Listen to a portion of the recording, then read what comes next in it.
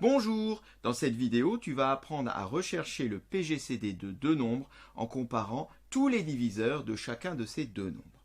Alors il existe d'autres techniques bien sûr plus efficaces, comme la technique de l'algorithme d'Euclide, mais c'est pas ça qu'on va faire ici, on va tout simplement faire la liste de tous les diviseurs d'un nombre, faire la liste de tous les diviseurs de l'autre nombre et rechercher le plus grand diviseur commun à ces deux nombres, car on le rappelle, le PGCD signifie le plus grand commun diviseur entre deux nombres. Alors pour rechercher le plus grand, il faudrait déjà connaître tous les diviseurs qu'ils ont en commun. Si on a la liste de tous les diviseurs qui sont en commun, le plus grand, on prendra le plus grand de la liste. Et bien pour ça, ici, on va déjà commencer par établir la liste de tous les diviseurs du premier nombre, la liste de tous les diviseurs du deuxième nombre et ensuite comparer ceux qui sont communs aux deux nombres. Commençons donc par rechercher la liste de tous les diviseurs de 60. Alors, pour chercher la liste de tous les diviseurs d'un nombre, ça se passe par paire. Il ne faut pas comme ça essayer de les chercher un petit peu au petit bonheur la chance, parce que tu vas en rater, c'est sûr. Ça se passe par paire, et on commence par rechercher déjà le plus petit des diviseurs. Le plus petit, c'est facile. Le plus petit nombre qui divise 60, c'est 1. Ça, c'est clair. 60 est bien divisible par 1, d'ailleurs, comme n'importe quel nombre. Si 60 est divisible par 1, 60 est également divisible par 60, puisque du coup, 1 fois 60 fait 60. Ce qui veut dire qu'à la fin de ma liste, ici, je peux écrire 60. Voilà. On va compléter ici, de proche en proche, notre liste de diviseurs, et on va continuer en faisant la recherche entier par entier. On va comme ça avancer dans un sens et dans l'autre. Est-ce que 60 est divisible par 2? Oui, 60 est un nombre pair, c'est clair. Donc 60 est divisible par 2. 2 fois combien fait 60? 2 fois 30. 2 fois 30, 60.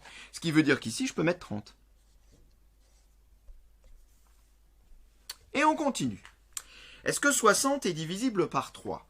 Oui, bien sûr, 60 est divisible par 3. Alors ici, je peux mettre 3. Alors 3 fois combien donne 60? Facile, 3 fois 20. 20 fois 3, 3 fois 20, 60. Donc ici, je peux également mettre 20. Ok, on avance. Est-ce que 60 est divisible par 4? Oui, 60 est divisible par 4.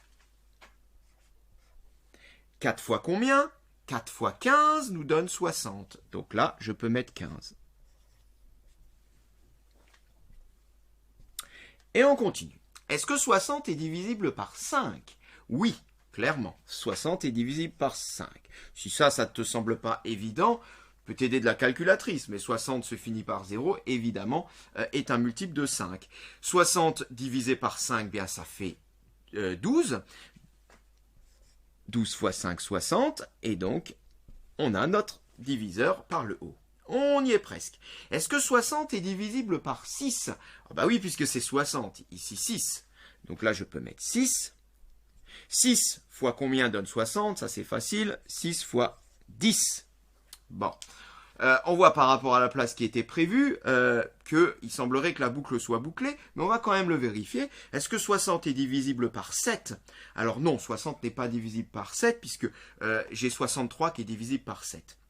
Est-ce que 60 est divisible par 8? Non plus. 8 fois 8, 64, donc on voit qu'on dépasse un petit peu. Est-ce que 60 est divisible par 9? Bien non, 60 n'est pas non plus divisible par 9, etc. Et après, on arrive à 10. Et à 10, c'est fait, pour ce duo, on les a tous faits. Donc, on peut dire que là, on a la liste de tous les diviseurs de 60. Tu vois qu'il y en a quand même pas mal. On va faire de même avec les diviseurs de 100. Voilà, et on va recommencer. On recommence comme tout à l'heure par 1. Alors, évidemment, 1 fait partie de la liste. Donc, si 1 fait partie de la liste, 100 en fait partie également. Alors, 100 est bien divisible par 2, et 2 fois 50 nous donne 100. 100 n'est pas divisible par 3, par contre. 100 est-il divisible par 4? Oui.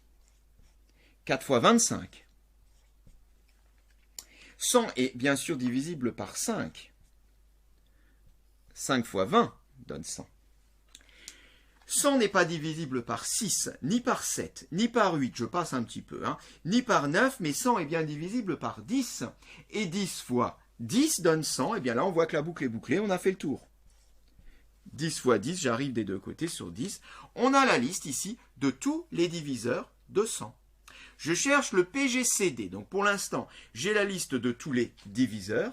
Maintenant, je voudrais la liste des diviseurs communs à 60 et à 100. Eh bien, on va chercher donc dans les deux listes tous ceux qui sont communs. On va les prendre les uns après les autres. Donc 1 est bien commun aux deux listes. 2 également. 3, il est dans la première, pas dans la deuxième. Par contre, 4, il est commun aux deux listes. De même que 5. Alors, 6 n'est pas dans la deuxième. 10 est dans les deux. 12 n'est pas dans la deuxième. 15 n'est pas dans la deuxième. 20 est dans les deux. 30 n'est pas dans la deuxième. 60 n'est pas dans la deuxième. On a là terminé. On a donc tous les diviseurs communs aux deux listes. 1, 2, 3, 4, 5, 6. On peut les noter. C'est 6 diviseurs communs. 1, 2, 4, 5, 10 et 20.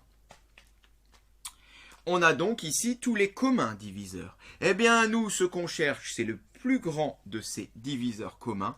Et là, c'est très simple. Eh bien, le plus grand, c'est tout simplement le plus grand de la liste. C'est 20. Eh bien, on peut conclure le PGCD de 60 et de 100 est égal à 20. Le plus grand commun diviseur à 60 et 100 et 20. On en a fini. Tu vois qu'effectivement, cette méthode est assez longue, mais pas insurmontable si les nombres ne sont pas trop grands. Par contre, si on commence à partir sur des diviseurs communs à 562 et 336, alors là, ça devient très très vite laborieux. Mais cette démarche-là est importante pour bien comprendre ce que c'est que le PGCD. Cette séquence est terminée.